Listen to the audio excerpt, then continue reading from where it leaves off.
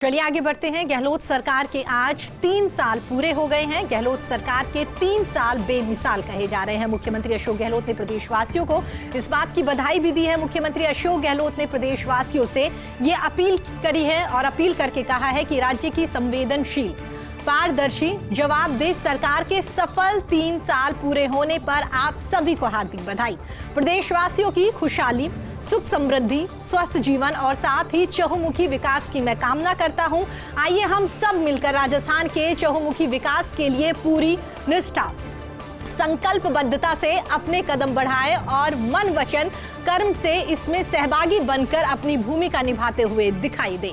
तो आपको बता दें, राज्य सरकार के आज 3 साल पूरे हो गए हैं और राज्य सरकार के 3 साल पूरे होने पर हर कोई यहाँ पर काफी उत्साहित है, काफी खुश है। उसी को लेकर मुख्यमंत्री अशोक गहलोत की ओर से प्रदेशवासियों को बधाई दी गई। मुख्यमंत्री अशोक गहलोत ने एक और प्रदेशवासियों को बधाई दी तो दूसरी ओर उन्होंने प्रदेशवासियों से ये अपील भी करी है कि राज्य की संवेदनशील, पारदर्शी, जवाबदेह सरकार के सफल जो 3 साल पूरे हुए हैं, इन सब के लिए आप सभी को बहुत बहुत बधाई। और साथ ही मैं ये कामना करता हूं कि प्रदेशवासियों की खुशहाली ऐसे ही बनी रहे, सुख समृद्धि, स्वस्थ जीवन और चहुमुखी विकास जो है वो लगातार राजस्थान प्रदेश का होता हुआ दिखाई दे। साथ ही उन्होंने ये भी अपील करी कि आइए हम सब मिलकर राजस्थान के चहुमुखी विकास के लिए पूरी निष्ठा के साथ अपने कदम बढ़ाएं, एक साथ मिलकर कदम बढ़ाएं, मन, वचन, कर्म से इसमें सहभागी बने और एक महत्वपूर्ण भूमिका निभाते हुए दिखाई दें।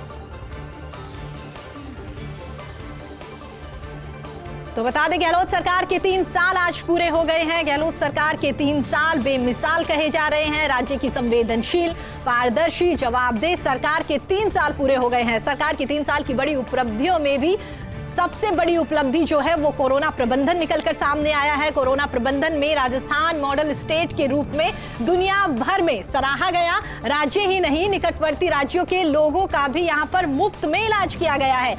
इसके साथ ही कोरोना लॉकडाउन में कोई भूखा ना सोए, इस संकल्प को राज्य सरकार ने साकार करके दिखाया है। और साथ ही करीब 32 लाख जिन लोगों के पास घर नहीं थे, उन परिवारों को यहाँ पर 5500 रुपए की सहायता भी राज्य सरकार की ओर से दी गई है।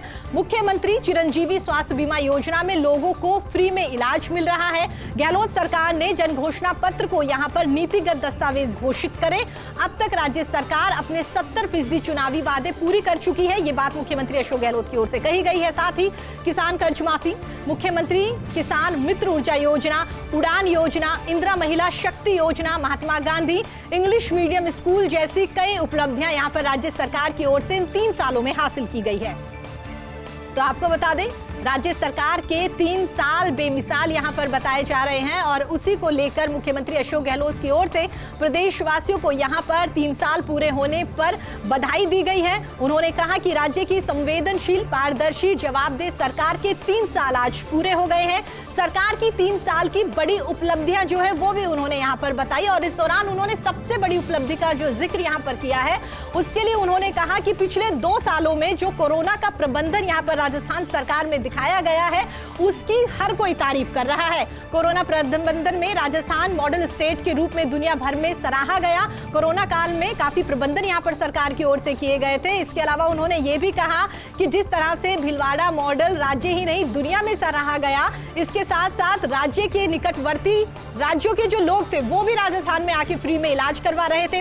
कोरोना लॉकडाउन में कोई भूखा ना सोए, सरकार की ओर से संकल्प लिया गया और इस संकल्प को साकार भी किया गया सरकार की ओर से। साथ ही उन्होंने ये भी कहा कि करीब 32 लाख निराश्रित, यानी कि जिन लोगों के पास परिवार के पास घर नहीं थे, उन लोगों को यहाँ पर सरकार की ओर से 5500 रुपए की सहायता दी गई है। मुख्यमंत्री चिरंजीवी स्वास्थ्य बीमा योजना में लोगों को फ्री में इलाज मिल रहा है। गहलोत सरकार ने जन घोषणा पत्र यहाँ पर जो जारी किया, उस दौरान उन्होंने कहा कि अब तक सरकार की ओर से, यानी कि अभी 2 साल सरकार के पास और हैं, लेकिन इन 3 सालों में सरकार ने 70% चुनावी वादे पूरे कर लिए।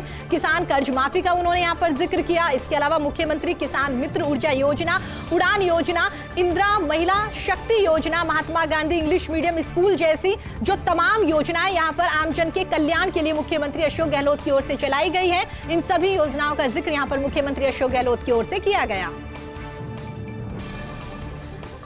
आगे बढ़ते हैं। कोरोना महामारी पर अब जीत दूर नहीं, देश प्रदेश में अब कोरोना के खात्मे का दौर जो है वो धीरे धीरे शुरू होता हुआ दिखाई दे रहा है। कोरोना के नए वेरिएंट ओमिक्रॉन का असर भी अब कुछ हद तक कम हुआ है। WHO से जुड़े दुनिया के 100 से अधिक वैज्ञानिकों ने ये आकलन किया है और उस आकलन के बाद वैज्ञानिकों की ओर से कहा गया है कि साल 2022 के अंत तक कोरोना से मौतें जो है वो एकदम शून्य हो सकती है। लेकिन कोरोना महामारी ना होकर सामान्य फ्लू की तरह यहाँ पर रहेगा। अब वैक्सीन के अलावा सैकड़ों कोविड रोधी दवाइयां कतार में लगातार आती हुई दिखाई दे रही हैं। ये दवाएं और वैक्सीन कोरोना से मौतें रोकने में एक महत्वपूर्ण भूमिका निभाती हुई दिखाई देगी। अहम साबित यहां पर ये दवाइयां होगी। कोरोना रीजनल बीमारी जैसा होगा और 99% मरीज यहां पर इजीली ठीक होते हुए दिखाई देंगे। दुनिया मास्क फ्री होगी, लेकिन बीमार के लिए मास्क अभी भी लगाना अनिवार्य होगा। हर साल बूस्टर डोज लगाना दुनिया के कई देशों की यहाँ पर मजबूरी जो है वो बनता हुआ दिखाई देगा। अगले साल हर बच्चा वैक्सीनेट हो सकता है। कोरोना टेस्ट भी यहाँ पर आने वाले दिनों में सस्ता होता हुआ दिखाई देगा। तो आपको बता दें, एक और कोरोना को लेकर जहाँ पर लगातार हर कोई काफी डरा हुआ है, हर किसी को इस बात का डर सता रहा है कि आने वाले दिनों में जो कोरोना है वो कहीं पर ना बढ़ जाए, क्योंकि नया वेरिएंट जो निकलकर सामने आया है इससे हर किसी के जहन में बहुत सारे सवाल निकलकर सामने आ रहे हैं। तो उसी को लेकर कह सकते हैं कि कोरोना महामारी जो है उससे अब हर इंसान जीत यहाँ पर दिलाता हुआ दिखाई देगा, खुद जीतता हुआ दिखाई देगा। देश प्रदेश में अब कोरोना के खात्मे का दौर जो है वो धीरे धीरे शुरू होता हुआ दिखाई दे रहा है। कोरोना के नए वेरिएंट ओमिक्रॉन का खतरा जितना शुरुआत में दिखाया गया था उतना नहीं है और आने वाले दिनों में ये धीरे धीरे और भी कम होता हुआ दिखाई देगा। इसके अलावा WHO से जुड़े दुनिया के 100 से अधिक वैज्ञानिकों ने ओमिक्रॉन और कोरोना को लेकर आपस में आकलन किया है और उस आकलन के बाद उनकी ओर से कहा गया है कि साल 2022 के अंत तक कोरोना से मौतें जो है वो शून्य होती हुई दिखाई देगी, यानी कि बिल्कुल यहाँ पर कोरोना जो है वो खत्म होते हुए स्टेज पर दिखाई देगा। लेकिन उन्होंने ये भी कहा है कि कोरोना महामारी ना होकर सामान्य फ्लू की तरह हमेशा रहेगा। अब वैक्सीन के अलावा सैकड़ों कोविड रोधी दवाइयां जो है वो भी लगातार बाजारों में आ रही है, उनकी कतारें यहाँ पर दिखाई दे रही है। ये दवाएं और वैक्सीन कोरोना से जो मौतें हो रही थी उन्हें रोकने में एक महत्वपूर्ण भूमिका निभाएगी। उन मौतों को रोकने में दवाइयां अहम साबित होगी। साथ ही कोरोना रीजनल बीमारी जैसा यहां पर दिखाई देगा। इसके अलावा उनकी ओर से यह भी कहा गया कि 99% मरीज जो हैं वो ठीक होंगे। दुनिया मास्क फ्री यहाँ पर होती हुई दिखाई देगी, लेकिन जो लोग बीमार हैं उनके लिए कहा गया है कि उन्हें मास्क अभी भी यहाँ पर लगाना पड़ेगा। साथ ही उन्होंने ये भी कहा कि हर साल बूस्टर डोज लगाना दुनिया के कई देशों की मजबूरी भी यहाँ पर बनता हुआ दिखाई देगा। अगले साल हर बच्चा वैक्सीनेट हो सकता है। कोरोना टेस्ट जो लगातार शुरुआत में कह सकते हैं कि काफी महंगा हो रहा था वो भी धीरे धीरे सस्ता होता हुआ दिखाई देगा। चलिए आगे बढ़ते हैं तो आपको बता दें, देश और प्रदेश में सर्दी का सितम लगातार बढ़ता हुआ दिखाई दे रहा है। प्रदेश की अगर बात करें तो हाड़ कपकपाने वाली सर्दी यहां पर पड़ रही है। विंड पैटर्न बदलने से यहां पर उत्तरी हवाओं का प्रभाव जो है वो काफी बढ़ गया है, जिसकी वजह से सर्दी लगातार बढ़ती हुई दिखाई दे रही है। पहाड़ों की बर्फबारी में मैदानी इलाकों में सर्दी और भी काफी बढ़ गई है। जबरदस्त ठंड के बीच में सर्द हवाओं ने लोगों का हाल बेहाल किया हुआ है। ठिठुरन भरी शीतलहर से आम जनजीवन काफी अस्त व्यस्त दिखाई दे रहा है। शेखावटी में जमाव बिंदु से नीचे पहुंचा पारा। साथ ही सीकर के फतेहपुर की अगर बात करें तो यहाँ पर पारा 1.6 डिग्री दर्ज किया गया है। इसके अलावा आपको यह भी बता दें कि इस बार दिसंबर सर्दी ने 2 हफ्ते पहला ही कह सकते हैं कि जो जमने वाली सर्दी थी वो यहाँ पर 2 हफ्ते पहले ही शुरू हो गई है। अब विंड पैटर्न बदलने से 4 दिन और भी आने वाले दिनों में पारा गिरता हुआ दिखाई देगा। मौसम विभाग की अगर बात करें तो मौसम विभाग की ओर से इस पूरे मामले को लेकर कहा गया है कि तापमान में 3 डिग्री तक गिरावट और हो सकती है। कि फिलहाल जो तापमान में गिरावट है इसके अलावा भी 3 डिग्री गिरावट आने वाले दिनों में और हो सकती है। इसके साथ ही 21 और 22 दिसंबर से फिर से यहाँ पर विंड पैटर्न बदलने से राहत के आसार बनते हुए दिखाई देंगे, यानी कि जो विंड पैटर्न यहाँ पर बदला है उससे जो हालात यहाँ पर काफी गड़बड़ाए हैं, जिसकी वजह से सर्दी लगातार बढ़ती हुई दिखाई दे रही है। तो वो एक बार फिर से बदलेगा तो उम्मीद कर सकते हैं कि सर्दी कुछ हद तक कम होती हुई दिखाई देगी। लेकिन आपको बता दें, देश प्रदेश में सर्दी का सितम लगातार बढ़ता हुआ दिखाई दे रहा है और उसी की वजह से शीतलहर का प्रकोप जो है वो भी हर दिन बढ़ता हुआ दिखाई दे रहा है। पहाड़ों की बर्फबारी की अगर बात करें तो मैदानी इलाके जो है वहां पर भी अब काफी हद तक सर्दी बढ़ती हुई दिखाई दे रही है। लोग जो है वो अलाव का सहारा लेते हुए दिखाई दे रहे हैं। जबरदस्त ठंड के बीच में जो शीतलहर चल रही है उससे हाल और भी बेहाल हो रहा है। एक और तो सर्दी लगातार पड़ी रही थी, कह रहे थे कि कोहरा जो है वो लगातार बढ़ता हुआ दिखाई दे रहा था। धुंध जो थी उससे लोग काफी परेशान थे, कुछ लोग पॉल्यूशन की वजह से भी परेशान थे, कह रहे थे कि पॉल्यूशन जो है उस वजह से कोहरा काफी दिखाई दे रहा है। लेकिन अब कह सकते हैं कि वाकई धीरे धीरे सर्दी जो है वो लगातार बढ़ती हुई दिखाई दे रही है, क्योंकि अब धुंध के साथ साथ जो शीतलहर चल रही है इससे आम जनजीवन बेहद प्रभावित हो रहा है। आज शेखावटी की अगर हम बात करें, क्योंकि लगातार प्रदेश की हम आपको बता रहे हैं खबरें कि सर्दी को लेकर क्या कुछ यहाँ पर रहा, तो शेखावटी की अगर बात करें तो यहाँ पर जमाव बिंदु ने जो पारा है वो काफी नीचे पहुंच गया। और सीकर के फतेहपुर की बात करें तो यहाँ पर -0.16 डिग्री तापमान दर्ज किया गया है। इस बार सितंबर में, यानी कि अमूमन सितंबर में इतनी सर्दी नहीं देखने को मिलती है, लेकिन कहा जा रहा है कि इस बार सितंबर ने 2 हफ्ते पहले ही सर्दी जो है वो आना शुरू हो गई है। जमने वाली सर्दी, हाथ कपकपाने वाली सर्दी जो है वो 2 हफ्ते पहले यहाँ पर आ गई है। साथ ही आपको ये भी बता दें कि जो विंड पैटर्न है उसके बदलने को लेकर यहाँ पर लगातार बात कही जा रही है कि आने वाले दिनों में ये बदलेगा तो शायद गर्मी हो जाए, लेकिन फिलहाल जो बदलाव है इससे सर्दी बढ़ेगी और 4 दिन तक आने वाले दिनों में और भी पारा यहाँ पर गिरता हुआ दिखाई देगा। मौसम विभाग का रुख कर लेते हैं तो आपको बता दें मौसम विभाग की ओर से तापमान में कहा गया है कि 3 डिग्री तक गिरावट और होगी और 22 और 21 दिसंबर से फिर से यहाँ पर जब विंड पैटर्न बदलेगा तो उसके बाद उम्मीद कर सकते हैं कि कुछ हद तक हम सबको राहत मिलती हुई दिखाई देगी। बैंकिंग कानून में प्रस्तावित चेंजेस को लेकर लगातार विरोध प्रदर्शन किया जा रहा है। आज दूसरे दिन भी बैंक नहीं खुले, जिसकी वजह से सरकारी कर्मचारी लगातार प्रदर्शन करते हुए दिखाई दे रहे हैं। प्रदेश के करीब 25,000 बैंक कर्मचारी हड़ताल पर हैं, जिसकी वजह से आमजन को भी काफी परेशानी का सामना करना पड़ रहा है। सरकारी बैंकों की 4,000 शाखाओं में कामकाज पूरी तरह से ठप हो गया है। आज दूसरे दिन भी बैंकों में हड़ताल के चलते कामकाज बंद रहा। हड़ताल से करीब 20,000 करोड़ का लेन देन यहाँ पर प्रभावित हो रहा है। और इसके साथ ही आपको ये भी बता दें करीब 6,650 एटीएम जो है उनमें कैश भी नहीं डाला जा रहा। United forum of bank unions के आह्वान पर लगातार प्रदेश व्यापी इस हड़ताल का आह्वान किया गया है और इस हड़ताल से आमजन को काफी परेशानी का सामना करना पड़ रहा है। सबसे पहले आपको ये बता दें कि जो बैंकिंग कानून है जिसमें चेंजेस करने की बात यहाँ पर सरकार की ओर से कही जा रही है, उसका विरोध यहाँ पर लगातार आमजन के साथ साथ कह सकते हैं कि अभी फिलहाल आमजन इतना नहीं, लेकिन सरकारी कर्मचारी यहाँ पर बहुत ज्यादा करते हुए दिखाई दे रहे हैं। और आज इसका दूसरा दिन है। कल की अगर हम बात करें तो कल भी लगातार यहाँ पर सरकारी कर्मचारी जो है उनकी ओर से प्रदर्शन किया गया। बैंक को पूरी तरह से बंद कर दिया गया। एटीएम जो है वहां पर उसे बंद कर दिया गया, क्योंकि कैश नहीं होने की वजह से एटीएम का कोई मतलब नहीं रह जाता। लगातार दोनों चीजों को बंद कर सरकार के खिलाफ यहाँ पर नारेबाजी करते हुए नजर आए। उन्होंने कहा कि सरकार जिस तरीके से लगातार बैंक ही नहीं, इसके अलावा जो दूसरी प्रॉपर्टीज है उनका भी निजीकरण आने वाले दिनों में जिस तरह करती हुई दिखाई दे रही है, ये बिल्कुल भी सही नहीं है।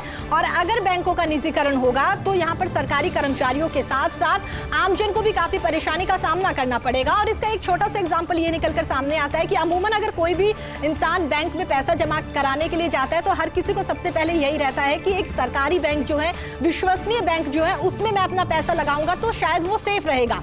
इसी वजह से लगातार यहाँ पर कह सकते हैं कि सरकारी कर्मचारी जो है वो यहाँ पर विरोध कर रहे हैं कि आम जन जो है वो भी परेशान होगा और अगर निजीकरण हो गया तो हमारे जो अधिकार है वो भी यहाँ पर पूरी तरह से हमारे नहीं रहेंगे। बहुत सारे नियम जो है वो आने वाले दिनों में बदलते हुए दिखाई देंगे, जिसकी वजह से लगातार बैंक कर्मचारी यहाँ प्रदर्शन करते हुए दिखाई दे रहे हैं।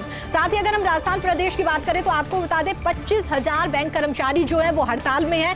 कल भी 25,000 लोगों की ओर से हड़ताल की गई थी, लगातार नारेबाजी की गई थी और आज भी 25,000 कर्मचारी हड़ताल पर है। सरकारी बैंकों की अगर हम बात करें तो 4,000 शाखाओं के कामकाज पूरी तरह से ठप पड़े हुए हैं। दूसरे दिन भी बैंकों की हड़ताल लगातार चल रही है और साथ ही 20,000 करोड़ के लेन देन की प्रभावित होने की बात भी निकलकर सामने आ रही है।